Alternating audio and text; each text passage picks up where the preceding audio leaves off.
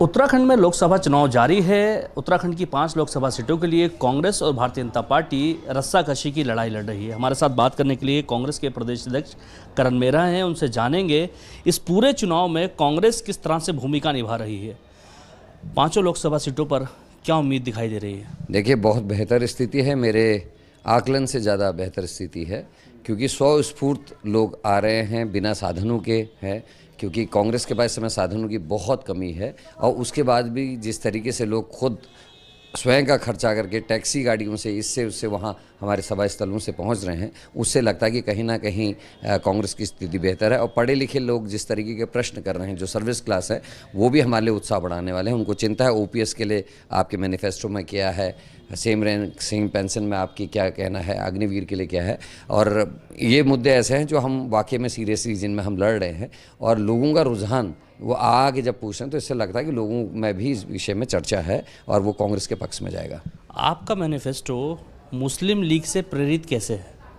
इस बात का उत्तर तो वही दे सकता है जिसका दिमाग ख़राब है, क्योंकि इसमें तो महिला न्याय से लेकर, किसान न्याय से लेकर, युवा न्याय से लेकर, पर्वतीय न्याय से लेकर, मैदानी न्याय से लेकर सारी चीज़ें हैं। सारे सरोकारों से जुड़ा हुआ ये मामला है, और इससे बेहतर मैनिफेस्टो नहीं आ सकता। आप नाम देखिए ना, नाम ही उसमें न्याय लिखा है, न्याय न्याय न्याय।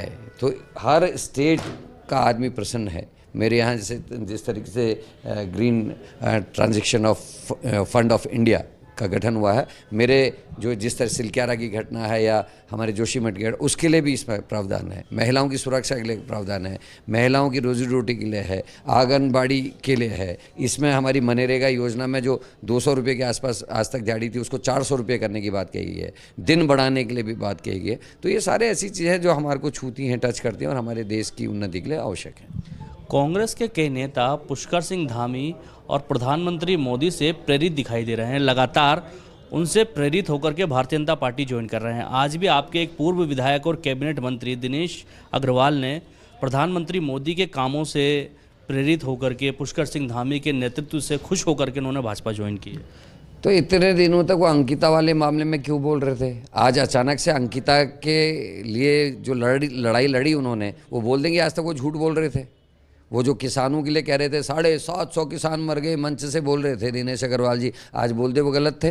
वो कह रहे थे कुश्ती छुड़वा दी एक बेटी की और सांसद के खिलाफ कुछ नहीं किया, क्यों बोल रहे थे ऐसा? तो दिनेश अग्रवाल जी पहले उन पुराने प्रश्नों का उत्तर दे दें और फिर बताएं कि वो अंकिता भंडारी के वीआईपी का नाम जानना चाहते थे या नहीं जानना चाहते थे। वो SSC भर्ती घोटाले से परेशान थे या नहीं थे, पटवारी पेपर लीक से वो परेशान थे नहीं थे, इन बातों का उत्तर दे दें। वैसे वो 6 साल के लिए पार्टी से निष्कासित हैं, मुझे उनके पर ज़्यादा टिप्पणी नहीं करनी है। सूत्रों के हवाले से पता चला है उनका एक रिजॉर्ट था जिसको लेकर के कोई जांच चल रही थी, उससे घबरा करके भाजपा ज्वाइन की है। देखिए, मैं इसमें कोई टिप्पणी नहीं करूँगा। अगर कोई ऐसी बात होगी, तथ्य सामने आएंगे तो मैं ज़रूर आपसे इस बात को बांटूंगा, साझा करूंगा। अभी तो अगर ऐसी कोई बात होगी, कागजात होंगे, कागजात देखेंगे, और अगर ऐसा कुछ होगा तो निश्चित ही आप लोगों के सामने आ ही जाएगा, और कोई ना कोई खोजी पत्रकार निकाल ही लाएगा। मुझे भी कुछ पत्रकारों के द्वारा सूचना दी गई है। उत्तराखंड की 5 लोकसभा सीटों में से कौन सी ऐसी एक वो सीट है जिसको आप सबसे ज़्यादा मजबूत मान रहे हैं कांग्रेस के लिए? देखिए, 5 सीटें बहुत मजबूत हैं, और पौड़ी में तो मज़ा ही आ रहा है। लग रहा है कि पहाड़ का जो है गढ़ जो है पूरा जो है जागरूक हो गया है। अंकिता को लेकर उनके लोगों में आक्रोश है। वहाँ के लोग आक्रोशित हैं जोशीमठ की हालत देख के। वहाँ के लोग आक्रोशित हैं चमोली में 17 लोग जो करंट से भरे उसको लेकर। गोपेश्वर टूट रहा है, बहुगुणा गांव बर्बाद हो गया है, जोशीमठ बर्बाद हो गया है। इन सारे मुद्दों को लेकर वहाँ का आदमी आक्रोशित है। साथ में भर्ती घोटाले इत्यादि से वहाँ का युवा भी परेशान है। स्टार प्रचारकों की सूची कांग्रेस की जारी हुई है। एक स्टार प्रचारक तो चले गए आपके कांग्रेस में, बाकी कुछ स्टार प्रचारकों के नाम ऐसे हैं जो घर से बाहर नहीं निकल रहे।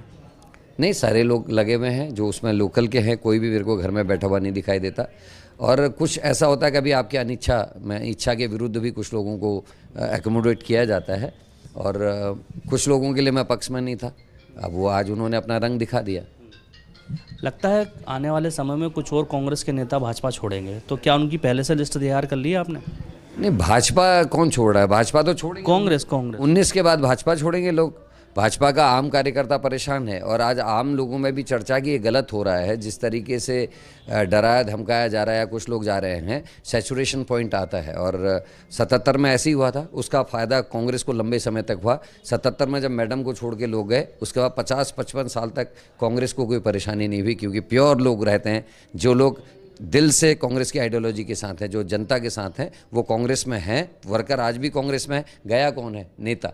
और नेता कौन? जिसके ऊपर कई किस्म के आरोप लगे हैं। तो इससे कोई फ़र्क नहीं पड़ता।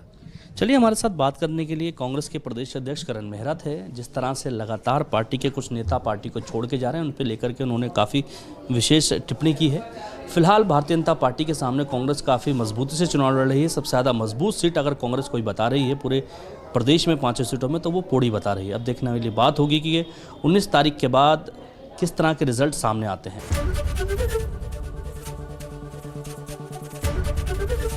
एबीपी गंगा, खबर आपकी, जुबान आपकी।